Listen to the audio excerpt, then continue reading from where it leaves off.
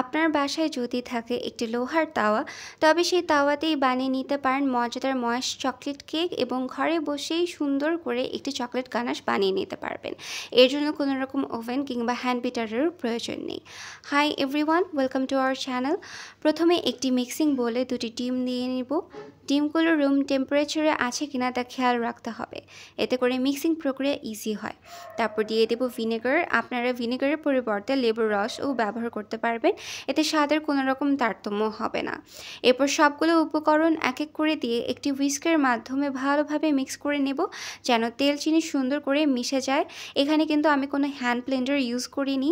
তারপর সবগুলো dry ingredient পরিমাণ মতো নিয়ে এটি চালনির মাধ্যমে ছেলে নিব। এতে করে কোনো লাম্পস থাকার সম্ভাবনা কমে যাবে এবং একটি স্মুথ ব্যাটার রেডি হয়ে আসবে। কেক বেকিংয়ের জন্য বেকিং মোল্ড কিংবা ভিডিওতে দেখানো টিনের বাটিতে তেল ব্রাশ করে নিব। আমি কিন্তু এখানে নর্মাল পেপার ইউজ করেছি, তবে চাইলে আপনারা পার্চমেন্ট পেপারও ইউজ করতে পারবেন।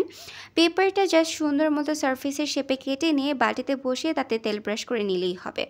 তারপর কেকের ব্যাটার বাটিতে ঢেলে দিব।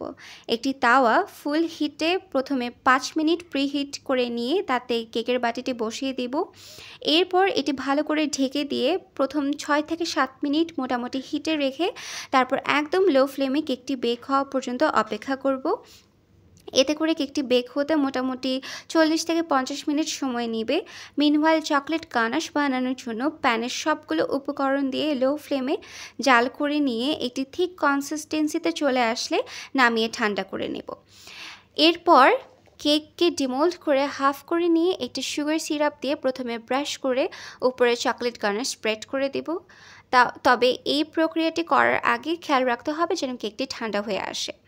এরপর সেকেন্ড লেয়ারের জন্য আবারও সেম প্রসেস রিপিট করব। চাইলে আপনারা এই কেকটিকে আপনাদের পছন্দ মতো লেয়ারিং করে নিতে পারবেন।